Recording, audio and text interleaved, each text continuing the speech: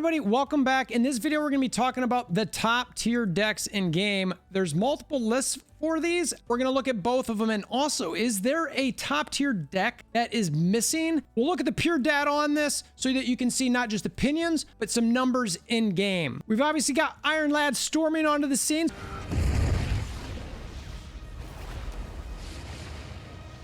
So we'll see where that data lands us, but I'll tell you right now, based on what I'm seeing in Twitter, Twitch, Iron Lad is definitely a great card that you can add in already strong decks. Let me know in the comments below which decks you think are missing from this list or should be higher or lower. We'll be analyzing two tier lists today. We're looking at the Marvelsnapzone one. They've got a number of tier lists on here, all the way down to what they consider budget. We won't be going through every one of these, and we'll also look at Untapped.gg's tier list, which has some data behind it as well, with some average cubes win rates. I really like looking at average cubes. Win rates, I don't necessarily care about as much. When comparing these two lists, you'll notice that they do have a slight difference in the tier 1/A, but two of the decks are the same. So let's look at those two decks first, the Stature deck and the Sarah Control deck. You're seeing this Stature deck everywhere right now. The Darkhawk card, along with Korg and Rock Slide, ends up being a pretty good size. If you don't have Jeff and you want to play this deck, I've been told Nightcrawler isn't too bad. I actually personally don't have Darkhawk, so I have not been able to explore this deck. I even tried it with Devil Dinosaur a little bit and switched around Rock Slide for White Queen and Korg for an Agent 13 or something along those lines. I did not have as good success with that Dino type deck as what this is getting. It's getting about a 64% win rate and about 0.6 cube returns, and both sites are showing that. So this definitely, I think, is a top tier deck right now. The next deck on this tier list is the Sarah Control deck. There is a slight difference in the cards between the two tier lists. The one that I'm showing on screen right now has Absorbing Man and Zabu, whereas the one on Untapped.gg has Lizard and has Angela. The one that I'm showing here, the Zabu leans into the discount for the 4-cost cards and also allows for that Absorbing Man to potentially be played with Hitmonkey or some of these other on-reveal cards to help bump up the Hitmonkey impact or potentially use as another Enchantress or Shang-Chi. Both lists are showing a higher than 56% win rate, which is solid. The one that is shown in Marvelsnapzone has a much higher cube return. This one is showing in the 1-1 to 1-5 to even in the last week a 1-7 cube return. And there's a couple other versions that Untapped.gg has as well that show some pretty good cube returns, like this first one where you get rid of Sentinel, you add the Hood, you add Carnage to get some more Destroy out there. That's a pretty solid one as well. So you can mix and match these any way you so desire, but you can see the different sort of average cube rates, good win rates. It all depends on how you want to play and obviously what cards you've got. The first difference in the tier 1 list is Doomwave Nebula. Marvelsnapzone has Doomwave up in tier 1, whereas Untapped.gg has it much lower towards the bottom half of their tier B list. There are a ton of different versions you can play with this deck. The first thing I will say is if you do not have Jeff, you can very much replace him with Juggernaut. That way you team up Juggernaut with that Storm play. You Nebula, then you can Storm, and then you can Juggernaut, and you have a nice lane on lockdown. You just got to remember there might be someone else with a Doom or a Jeff out there that might be plop something in that lane. The win rate on both different lists is around the 55% mark, and both average cubes are around that 0.4-ish range. The one on Untapped.gg is closer to 0.3, but again, the decks are slightly different, and you can see that there are some versions of this deck that get up to 0.6 on Untapped.gg. We've got ones with Darkhawk out there. Again, Nebula, some without Nebula. They throw in Mr. Fantastic, Arrow in some of these, Spider-Man, Absorbing Man. All slightly different, but the highest performer they've got on at least Unsnap.gg at a 0.7 cubes for about 220 games is the Sunspot, Nebula, Armor, Lizard, Storm, Wave. They've got a Gamora in there, White Queen, Enchantress, Doom, AC, and She-Hulk. Personally, I'm a little tentative with cards like Gamora on a turn 5 play unless I have Daredevil. I might consider taking out Lizard of this and maybe putting in Daredevil instead if I really want to lean in on that Gamora. But that's really the only card in here that you'd need the Daredevil for. So I'm not sure I love that, but the cubes are really high. Next up on this list is Sarah Surfer. This is the top one in tier 2 for the Marvelsnapzone tier list. The Untapped.gg tier list does have this in the top portion of their B tiers. So they're pretty similar. Both have similar win percentages as well as similar cube returns per game. The first card that's going to jump out at you here again is obviously Jeff. You can replace him with any 3-cost card that you might have that's not on here. Cosmo, which is risky with on reveal. You could do Groot, which is a 3-cost card, and potentially build that up even more. I mean, shoot, you could throw Shadow King in here. Not that I like Debris, but anyway, you could look through your 3-cost cards. If you don't want to have a 3-cost and you maybe need a Shang-Chi for something, you could always throw Shang in here. He's always a great card to carry around. There's Rogues, there's Wolfbanes. Untapped.gg again has a bunch more deck lists that you can see here with a number of different average cubes and win rates. Some of them get pretty decent, 0.7, 0.6. Decent number of games, not a ton, but a decent number. This Sarah Surfer one here with the Cosmo that I mentioned earlier, 750 games. And these cube returns are solid. So this is, anytime you see me talking about this game is relatively free to play, or you don't have to have the newest cards to necessarily succeed to get infinite, it's because of seeing decks like this. Now, Surfer is obviously a season pass from previous seasons, but he's going to be dropping to Series 3 this month. So in the next less than 10 days, I'd expect to see him in Series 3. So if you still have that free Series 3 selection for this month, you might want to consider Surfer. I know for me, I'm doing Darkhawk. I'm going to jump to a tier list that's only listed on Untapped.gg now, and it's a tier B. I did not see this on the Marvel Snap Zone. Correct me in the comments below if I just straight up missed it. But the Sarah Hawk deck is performing pretty well. 0.4 cubes, about a 57% win rate. Pretty good. Again, I don't have Darkhawk, unfortunately. There's some other cards that maybe you could throw in here. Let's see what other Sarah decks exist. But again, it's a Sarah Hawk deck, right? So how are you going to do it without Darkhawk? But for me, not so good. But look at some of these average cubes. We got 0.8, 0.7, 0.7. These are really good. And outside of Darkhawk, I'd say all of these cards are very, very accessible. And again, even with Darkhawk, he's dropping to Series 3 in, it should be under 10 days. I'm expecting it on May 16th. This really is about getting some cards out there, having Darkhawk. You can Enchantress your own Lizard. Just make sure you don't Enchantress your own Darkhawk. You can always throw Mystique in here to copy the Darkhawk, probably over the Polaris. Since there's no miles in here and you don't necessarily have to necessitate a move, the Polaris is really there just for manipulating your opponent, maybe to a Fist Tower or something along those lines. You've got your Nova out there and you Killmonger that late with the Sarah play because you can play additional cards on that turn 6 and you're going to be looking pretty good. I also like the Scarlet Witch throw in for any time somebody either floods a location that's a problem for you and or it has a limbo for turn 7. You throw that Scarlet Witch down on turn 6, might catch an opponent by surprise. Next up, we have Deathwave. These both have this in their tier 2/B listing. The difference in the one that I'm showing versus the one on Untapped.gg is this one has the hood, whereas the one on Untapped.gg has Enchantress, which is just a super strong card at the moment, and is honestly probably better for you to counter some of those Darkhawk type plays. The win percentage on Marvel Snap Zone is a little bit higher. It's closer to 60%, whereas Untapped.gg is about 55%, as well as the win percentage on Snap Zones at 0.6. Whereas the one that is with the Enchantress is closer to 0.46. As always, there's different versions of these decks that you can get higher win rates and higher average cubes per game. You can see this first one that they've got up here with the hood in this version. It drops Squirrel Girl and has Enchantress and has the highest average cubes of all of them. They've got one with Leader in here, keeps the hood, also 0.7 cubes. You can see some versions with Arrow and Super Scroll. They fall off a little bit there. I don't know, Super Scroll gets a little risky with people playing a lot of Darkhawks, and you're going to see, I think, more Iron Lads, Iron Man, Devil Dinos. Super Scroll might be really good to add to your deck right now. And I've got to cover Discard. Discard is in both tiers at the 2/B range towards the upper portion. A lot of people have been loving Discard lately. Again, you throw in Nebula, you throw in Storm, a Wolverine. You can throw in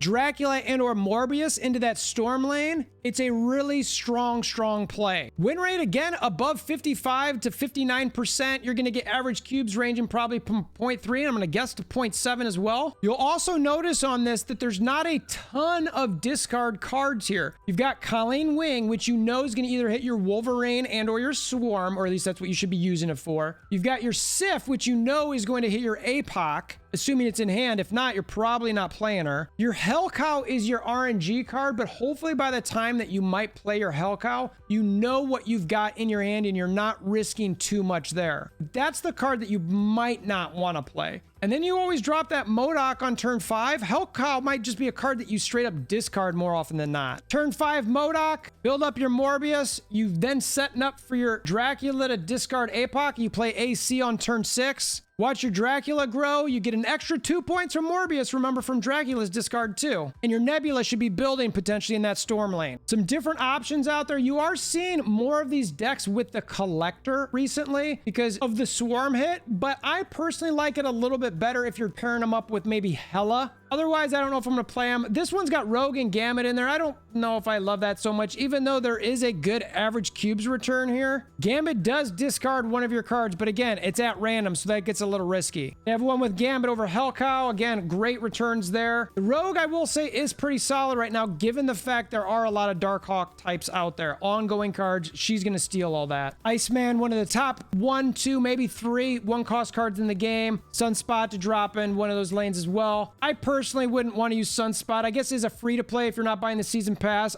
That's a decent alternative to Nebula. Swordmaster you see fall off a lot because he just is super random with his discard. That's why you don't see Blade in any of these lists. Moon Knight can be kind of fun. I personally would pair Moon Knight up with Stature as opposed to Sunspot, because it's unlikely you're going to get your Sunspot up to a 7-point card, but Stature is a harder card to get, so in that case, Sunspot would work. So all solid win rates and all solid average cube returns for these discard decks. One of the deck types that is not listed on Snapzone is She-Naut. This leans into skipping your turn 5 and playing your She-Hulk and Infinite on that final turn. You've got Magic to help extend the game. Moon Girl, which I'll talk about her a little bit more, to help double up those She-Hulks. Try to get that She-Hulk into the front end of your hand, so that way when you duplicate with your Moon Girl, you get 2 of them, and they're both going to cost 1. You've got your Sunspot for soaking for all those turns that you're not using that energy. Obviously, Nebula is great. You've got some really good 1-cost cards here. Psylocke, if you don't want to use that, I get. Cosmo and Armor to help protect those big cards. Goose is a good alternative because you're going to get a lot of these cards for lower than 4 cost. This first one that has the best average cubes does have some Hood in there. It's got some Green Goblin. There is a Viper in there to help throw the Hood onto the other side, which is always fun. A staple to a lot of these with Moon Girl can be Quinjet. You always want to play that Quinjet early, but be wary because it might get destroyed if you don't put it behind an armor. Ant-Man's a great cheap option. You can throw in Korg as well, just to throw some rocks at your opponent. It might actually throw them off a little bit, making them think you might have a Darkhawk coming. Overall, though, a pretty solid deck with relatively all cheap cards and a lot of options to replace Nebula if you're not doing the season pass. Next up, we have Devil Darkhawk. Both tier lists do have them in their second/B tier. There is a slight difference in the ones they listed on their front page. It's basically one has She-Hulk, one has Sentinel. I think given that you've got Moon Girl on this, I do like the She-Hulk play, even though the cube ray on this one without the She-Hulk is showing up a bit better. You've got your Rock Throwers to help your Darkhawk. You got your Mystique to help copy either Darkhawk or Devil Dino. You got your Cosmo to help protect any of these things. You've got your own Shang-Chi to help blow up one of their cards. Obviously the Quinjet because of the Moon Girl, the Agent Coulson. Overall, there's some pretty good variety in this deck. We're talking from 55 to 63% win rates and 0.2 up to 0.7 average cubes per game. Many different options. Some of them have White Queen in there to help with that Devil Dinosaur over the She-Hulk. It's also got a Dr. Doom in there. And really, it's an Agent Coulson dropped for White Queen and your She-Hulk dropped for Doom. You can drop Doom for an Arrow. Both of those options are in the 0.7 range. Fantastic cube return there and win rate over 60% for both of them. We talked Sarah stuff earlier. Anytime you're playing with Darkhawk, Black Widow is also a great addition to your hand because it prevents them from drawing a card, keeping more in their deck. Other draw cards like Maria Hill or even Agent 13 are options as well. Before I get to the missing deck on one of these lists that I personally enjoy playing, I've got to talk about Galactus, the arguably the most hated card in the game. Is that justified? Galactus decks always have the Yondu, the Wolverine, the Electro or Wave, and then you've got Dr. Ock and Galactus in there. These other cards obviously help on the later plays. This one that's shown on screen with the Shuri and the Taskmaster, the Jeff even, I'm not sure I'm going to focus too much on those specific cards, but I got to talk about Galactus and show some of these win rates and cube returns. Swinging over to untapped.gg, you can see on this list they've got a Spider-Man in there, America Chavez to help thin out the deck, the previously mentioned Wolverine. Let's see what else they've got in potential decks. Cube rate here on this one of 0.76 is actually pretty good. The win rate around 51%. Pretty good, not bad. The thing that I've heard about Galactus the most, given that I don't have the card, is it's a very hard grind to get up to infinite with it. But I haven't personally done it. I'm sure plenty have. The average cubes on these are actually pretty good at a 50% win rate or about that. I mean, this one right here, 57% win rate. You've got the Green Goblin and the Hobgoblin on there. It's a pretty good return on investment. Hard cards to get, obviously Galactus, Null and Doc Ock maybe. Again, Null is one of those cards that's going to be dropping in the next week. So Galactus can obviously do decent, but if you read the plays, and I'm not going to get into the whole gameplay style of Galactus right now, but he can be pretty easy to counter if you're smart with it. Yes, sometimes you're going to lose just like with any other deck. Truth be told, I thought the cube rate would be a little bit lower than this. I want to mention real quick Cerebro 2 because there's been a lot more talk with this given that Luke Cage got the buff. I'm not seeing the numbers to justify anybody necessarily jumping to Cerebro 2 yet. Looks like it's about a 53% win rate. Both tier lists have it in that C/tier 3 range. 53% win rate, about a 0.2 average cubes. So don't necessarily invest too much in Cerebro 2. The deck that I want to talk about that I've been playing, they call it Hit Nebula. This is not on the Marvelsnapzone one, but I think it should be. I think this is a top tier tier 2/B,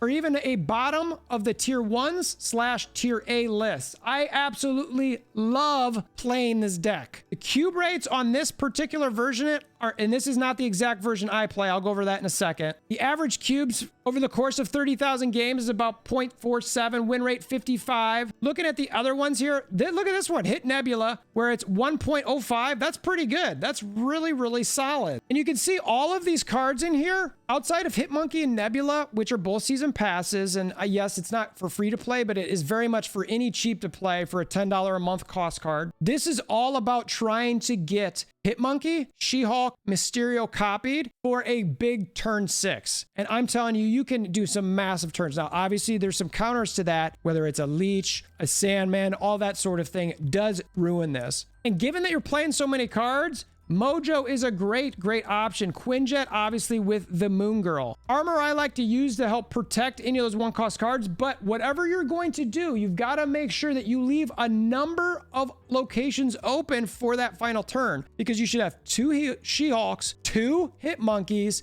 and if you've got a Mysterio or 2, I mean, that's 7 spots right there just with the base cards, and Mysterio can be 3 each. So that's 10 locations. There's only 12 on the board. So you got to be really careful with what you do. It's not bad to have that priority be on your opponent, because whether they're going to Valkyrie or maybe they're going to Shang-Chi, wherever you're going to have a She-Hulk, it's good that they go first. You can play Titania on this. I personally don't love that version of it. It's a little bit risky anytime you're playing with her jumping around. So I call this Moonshimunkula, because why would it be called anything different? This is the version that I personally like to play. I think Goose is an absolute must put in here to help limit where they're going to play any sort of high cards. Ant-Man, I might consider changing for Mojo, to be honest with you. Ant-Man isn't bad, and sometimes when you duplicate him, it is nice to put in multiple locations, whereas Mojo, unless you've got the Quinjet out, will be 2 cost, but you can get potential more power with that Mojo. And I gotta throw this out there. You guys are absolutely amazing. I did a giveaway the other day, which, by the way, go check that out if you haven't seen it. For every 2K views that I get on the video that I've got right here playing, I'm gonna be giving away an offer, a spoonful of sugar. This video is probably my best performing video of all Marvel Snap videos. I thought I would maybe get 2 to 4K maximum, and it's already at 10K before the offer's even in game. Giant shout out to all the Marvel Snap community. You guys are awesome. I am absolutely gonna keep doing this. I want to do the pay for forward stuff. Go check out this video if you have not had the chance to enroll yourself in the giveaway. It's super easy. All you got to do is copy and paste what I've got pinned in the comment section. Wolver Thor makes the Marvel Snap medicine go down. You guys all rock. Share with your aunts, uncles, nieces, neighbors, all that sort of thing. And until next time, I hope you have a wonderful day.